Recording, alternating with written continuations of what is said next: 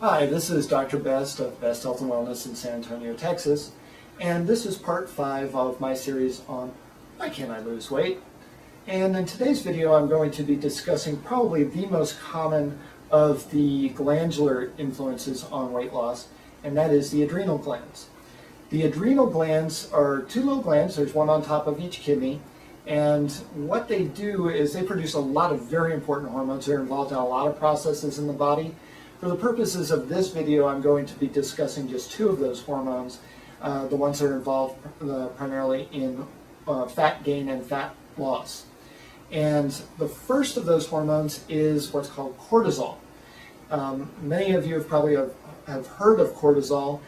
There's been a lot of products on the market that purport to help you with your cortisol issues, Cortislim and some of those things.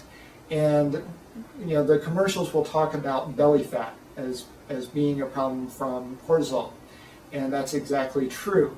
The problem with a lot of the products out there for dealing with the high cortisol levels is that they're actually adrenal stimulants, and over a long period of time what happens is that they burn out the adrenals even more and cause you to actually gain weight in the long run. But basically what you want to do with an adrenal type of issue is control stress, and we'll be talking about that in just a minute.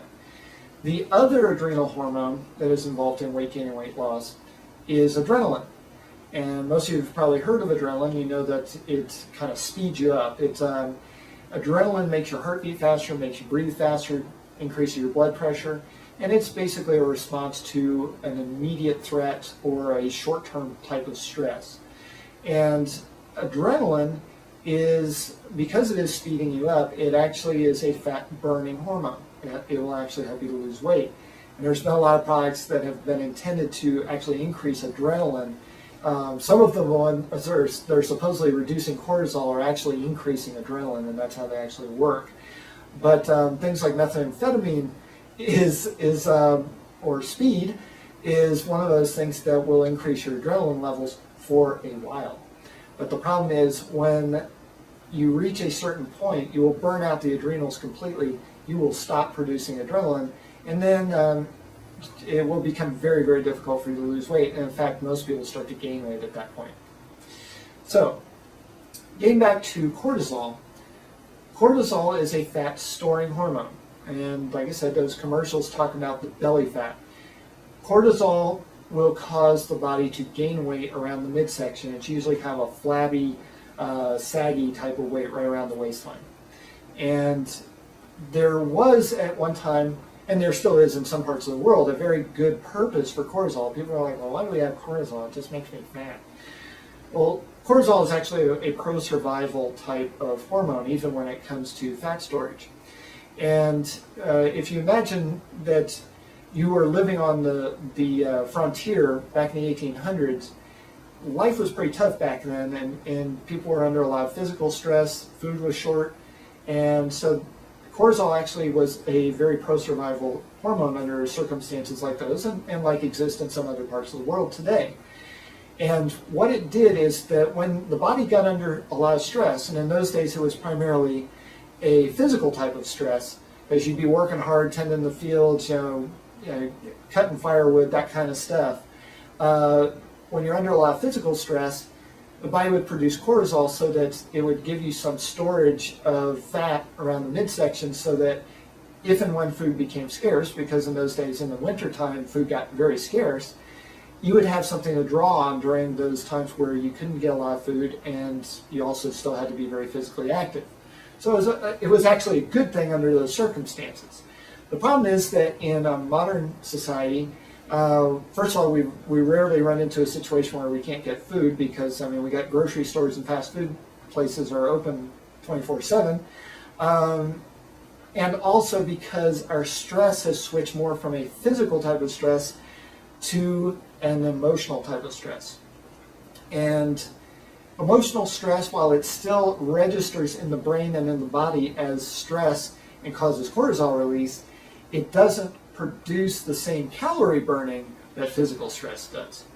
So therein lies the problem. And so cortisol is a fat storage hormone, primarily related to long-term stress. And we talked about adrenaline being something that burns fat, and that's true. The problem is that under chronic stress, especially chronic emotional stress, the body can only produce adrenaline for so long. It's a short-term type of hormone. And what happens is that usually the body's ability to produce adrenaline will fall off a lot sooner than its ability to produce cortisol.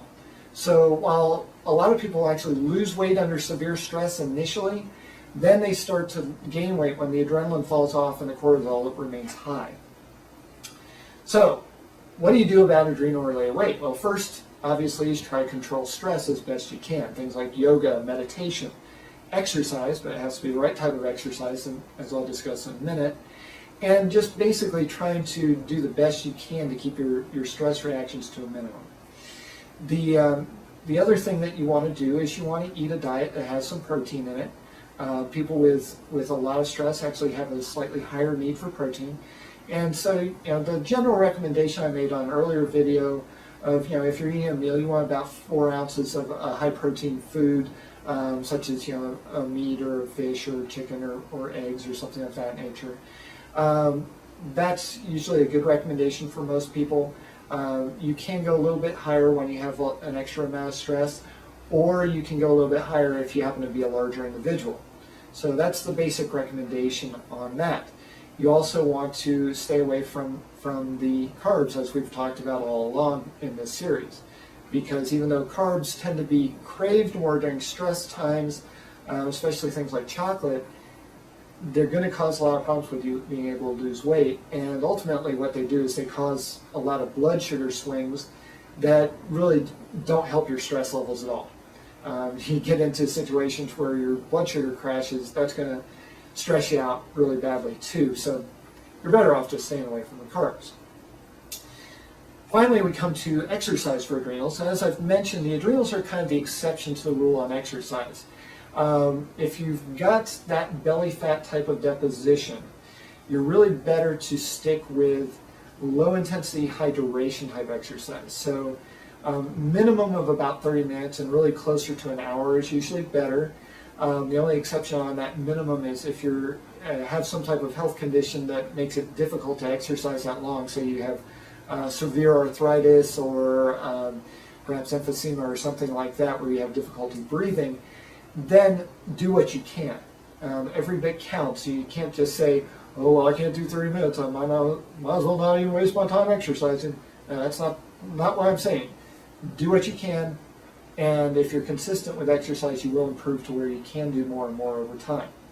But for most people, 30 minutes on a minimum, 60 minutes is more ideal, and you want to do 4 to 5 days a week. And for adrenal types, I don't recommend strength training, at least initially, until they get their adrenal situation settled down somewhat. So you're better off with cardiovascular type exercises like walking, swimming, and bicycling. And again, 30 minutes, low intensity. You don't want to go super hard. Go at what's a comfortable pace for that 30 to 60 minutes.